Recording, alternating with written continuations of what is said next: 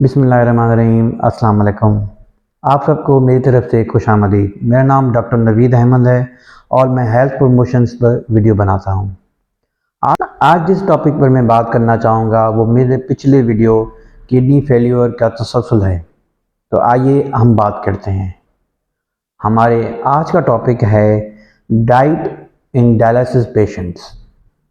वो पेशेंट्स जो डायलिसिस पे हैं उनकी डाइट क्या होनी चाहिए, इसको लेके काफ़ी पेशेंट्स परेशान रहते हैं कि जब उनके गुर्दे मुकम्मल तौर पे ख़त्म हो चुके हैं तो उनको वो कौन सी चीज़ों का एहतियात रखना चाहिए और किस तरह अपनी ज़िंदगी बसर करनी चाहिए डाइट के हिसाब से। देखिए, सबसे पहले बात इम्पॉर्टेंट यहाँ पर ये है कि जब भी पेशेंट का डायलिसिस होता है, वो पेरिटोनियल हो या हीमोडायलिसिस हो, उसमें पेशेंट काफ़ी कमज़ोर महसूस करते हैं और उनके जो नमकियात हैं जिसमें हम बोलते हैं कि प्रोटीन्स और इलेक्ट्रोलाइट्स हैं, वो काफ़ी वहाँ पे डिस्टर्ब होते हैं। आज के डिस्कशन को कुछ चीज़ों में डिवाइड करते हैं, जैसे डाइट में कार्बोहाइड्रेट्स, प्रोटीन्स, फैट्स, सॉल्ट और वाटर। पहले बात करते हैं कार्बोहाइड्रेट्स की। कार्बोहाइड्रेट्स जो हमें ऑलमोस्ट हर चीज़ में मिलती है, जैसे गंदम हो गया, रोटी खाते हैं या कुछ भी इस तरह डेयरी प्रोडक्ट्स खाते हैं तो कार्बोहाइड्रेट्स हमें वहाँ मिलती हैं। वैसे तो कार्बोहाइड्रेट्स उनकी कोई भी रिस्ट्रिक्शंस नहीं है, वो खा सकते हैं, लेकिन अगर वो पेशेंट जो डायलिसिस पर हैं उसके साथ साथ वो डायबिटिक भी हैं तो वो उनको अपनी कार्बोहाइड्रेट्स की लिमिट रखना लाजमी है, तभी उनका शुगर कंट्रोल होगा। तो उसके साथ जो शुगर के साथ जो दूसरी बीमारियां होती हैं जिसमें दिल को नुकसान पहुंचता है, जिगर को नुकसान पहुंचता है या और ऑर्गन्स को नुकसान पहुंचता है, तो वहाँ पर वो चीज़ बच सकती है। वरना डायलिसिस पेशेंट्स में कार्बोहाइड्रेट्स की कोई भी रिस्ट्रिक्शन नहीं है। अब जहाँ तक बात है फैट्स की भी बात यहाँ पर यही है कि जो वो पेशेंट जो किडनी फेल्योर की वजह से डायलिसिस पर हैं उनकी फैट्स के लिए कोई भी रिस्ट्रिक्शन नहीं है, वो खा सकते हैं। लेकिन अगर बात घी की जाए तो घी उनको एक लिमिट में इस्तेमाल करनी है, बाकी गुड फैट्स वो आराम से ले सकते हैं। अब कार्बोहाइड्रेट्स और फैट्स के बाद बात आती है प्रोटीन की। यहाँ पर मैं आपको ये बताता चलूँ कि डायलिसिस दो तरीक़ों से हो सकता है। एक होता है पेरिटोनियल डायलिसिस जिसको हम पेट से कहते हैं, एक होता है हेमोडायलिसिस। पेरिटोनियल डायलिसिस में इंसान और मरीज़ का प्रोटीन बहुत लॉस होता है और हेमोडायलिसिस में भी काफ़ी हद तक प्रोटीन लॉस होता है। तो हम अपने पेशेंट्स को यहाँ ये रिकमेंड करते हैं कि वो अपनी प्रोटीन के अपटेक को बहुत अच्छा करें, जिसमें 60 से 75 ग्राम प्रोटीन उनको लेनी है। दैट मीन्स 1.2 टू 1.4 पर केजी पर डे के हिसाब से। अब हम यहाँ पे ये बात करेंगे कि प्रोटीन के वो कौन से सोर्सेज हैं जिनसे प्रोटीन लिया जा सकता है। इनमें सबसे बेहतरीन सोर्स है प्रोटीन का हमारे एग्स, चिकन एंड फिश।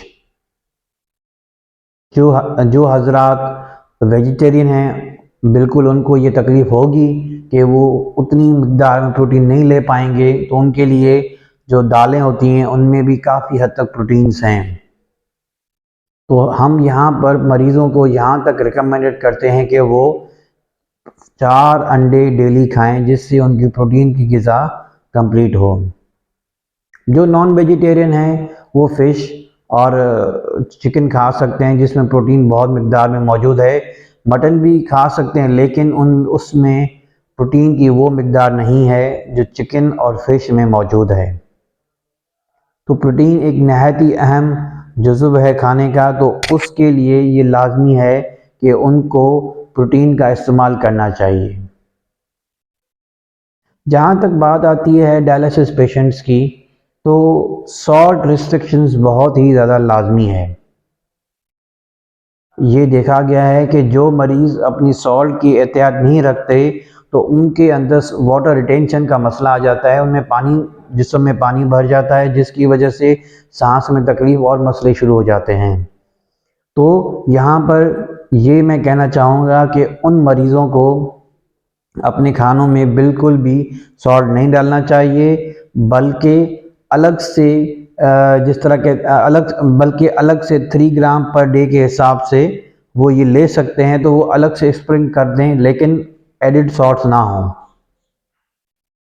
इस बात को आगे ले चलते हैं कि कौन सी चीज़ों में सॉल्ट मौजूद है। जो भी प्रोसेस्ड फूड है, जो प्रोसेस्ड कैन्स हम जिनको कहते हैं, उनमें काफ़ी मिकदार में सोडियम होता है, तो उनको ये बिल्कुल परहेज़ करनी चाहिए।